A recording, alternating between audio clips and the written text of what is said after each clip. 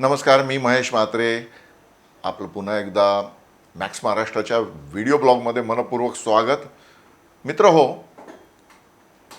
आपण सगळेजण जाणतात की मराठा आंदोलन किती मोठ्या प्रमाणात महाराष्ट्रात चालू आहे. आणि या सगळ्या पार्श्वभूमीवर मला गेल्या काही दिवसांपासून एक गोष्ट सतत जाणवते, आणि ती म्हणजे आचार्य अत्रेंचा मराठा कुठे हरवला. फार वर्ष झाली नाहीत, अवघी 6 दशकं, 60 वर्ष उलटून गेलेली आहेत. परंतु 60 वर्षापूर्वी या महाराष्ट्रभूमीमध्ये मराठी लोकांचा आवाज बनलेला तो मराठा कुठे हरवला. एक काळ असा होता की उद्या मराठा दैनिकाची हेडलाईन काय असणार या चिंतेत दिल्लीश्वर असायचे. आणि त्यावेळेसचे दिल्लीश्वर साधेसुधे नव्हते. पंतप्रधान जवाहरलाल नेहरू त्या काळात दिल्लीचं सगळं राजशकट चालवत होते.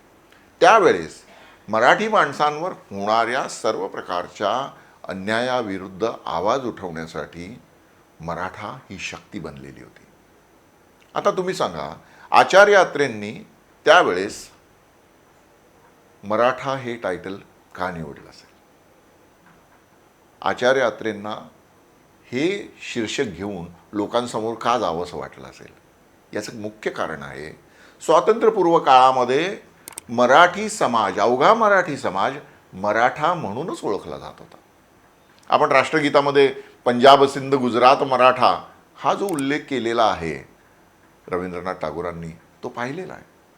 त्यामुळे ही जी मराठा शब्दाभोवती असलेली एक प्रतिमा होती, एक जे वलय होतं, ते वलय आज वाढण्याऐवजी स्वातंत्र्यानंतरच्या 75 वर्षानंतर कुठे येऊन ठेपलेलं आहे ते तुम्ही सगळ्या जणांनी पाहिलं पाहिजे.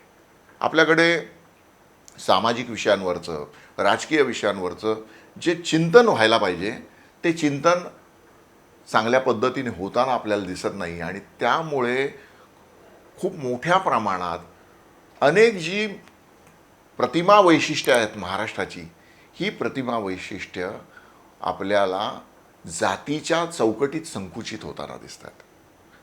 तुम्ही जर महत्त्वाचे संत बघितले, ज्या संतांनी महाराष्ट्राच्या सामाजिक, सांस्कृतिक आणि धार्मिक उन्नयनासाठी खूप मोठं साहित्य निर्माण करून ठेवलेलं आहे. त्यांनी समाजाचा सखोल अभ्यास करून, सखोल चिंतन करून त्यांनी जे अभंग साहित्य निर्माण केलेले आहे, त्या अभंग साहित्यावर मराठी समाजाची, महाराष्ट्राची वैचारिक बैठक बसलेली आहे. आणि ही वैचारिक बैठक असल्यामुळे आम्ही आज या स्थितीत आहोत, याचा कोणीच विचार करत नाही. मी जेव्हा ज्ञानेश्वर आणि नामदेव पूर्वकालीन स्थितीकडे पाहतो तेव्हा लक्षात येतं की तत्कालीन समाज जो सगळा तंत्रमार्गाकडे वळलेला होता, चुकीच्या गोष्टींकडे वळलेला होता, त्याला संत ज्ञानेश्वर महाराज, संत नामदेव महाराज आणि त्यांच्याबरोबरीच्या 18 पगड जातीच्या संतांनी त्याला सन्मार्गावर आणलं. म्हणून महाराष्ट्र कायमच देशाला मार्गदर्शक ठरत राहिला. आपण सगळेजण पाहतो की फुले शाहू आंबेडकर महाराष्ट्रातच झाले, छत्रपती शिवाजी महाराज महाराष्ट्रातच झाले, ज्यांनी अवघ्या देशाला दिशा दाखवली, अजूनही दिशा दाखवतात. तर सांगण्याचा हेतू काय की आमची जी वैचारिक बैठक आहे, आमच्या पूर्वजांनी जे काम करून ठेवलेलं आहे, त्या कामाच्या आधारावर आज तुम्ही आम्ही उभे आहोत.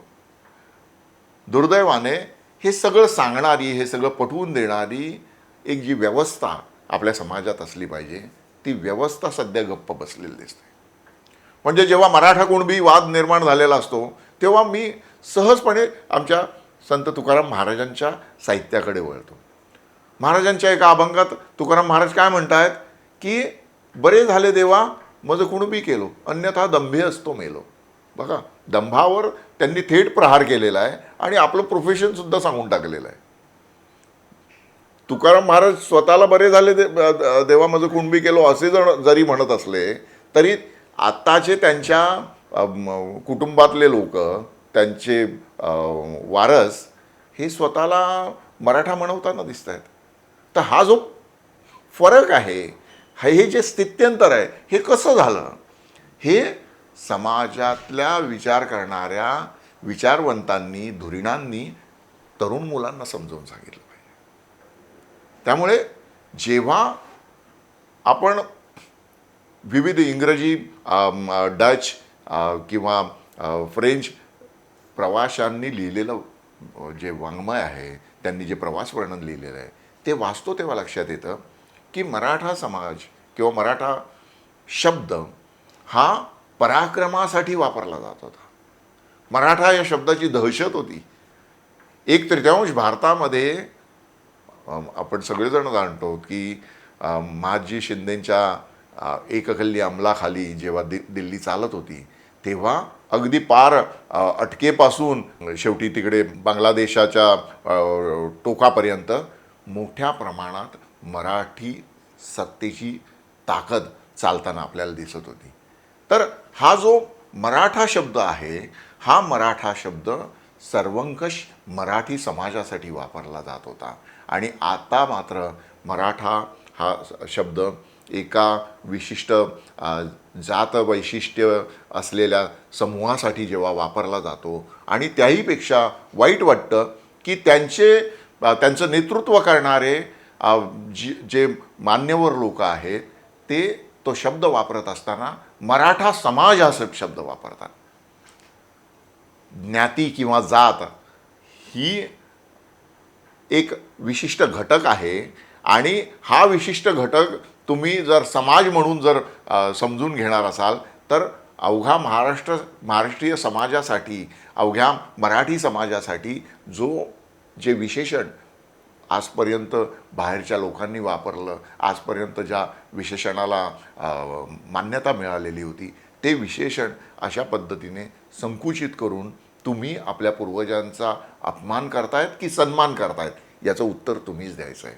त्यामुळे आचार्य अत्रेंनी ज्यावेळेस आपल्या वर्तमानपत्रासाठी हे टायटल घेतलं, हा मराठा शब्द घेतला, त्या शब्दांमध्येच ताकद होती, त्या शब्दामध्येच समाजाला दिशा दाखवण्याचं एक काय म्हणू आपण आतमध्ये म्हणजे त्याच्या शब्दामध्येच ते सामर्थ्य दडलेलं होतं आणि ते सामर्थ्य आचार्य अत्रेंनी आपल्या लेखणीच्या माध्यमातून तत्कालीन सत्ताधाऱ्यांना दाखवून दिलं. आणि त्यामुळे केवळ आणि केवळ आचार्य अत्रे आणि तत्कालीन जे संयुक्त महाराष्ट्र आंदोलनाचं नेतृत्व करणारे SM जोशी, प्रबोधनकार ठाकरे या सगळ्या प्रबुतींनी जे महाराष्ट्राला एक वैचारिक नैतिक अधिष्ठान दिलं, त्या अधिष्ठानाच्या बळावर आपल्याला स्वतंत्र एक आयडेंटिटी मिळाली. हे सगळं आत्ताच्या तरुणाईला समजावून सांगण्याची गरज निर्माण झालेली आहे. आणि ती गरज जे या सगळ्या आंदोलनाचं नेतृत्व करतायत, जे समाजाचं नेतृत्व करतायत त्यांनासुद्धा वाटायला पाहिजे, एवढीच एक अपेक्षा व्यक्त करतो आणि ते थांबतो. धन्यवाद.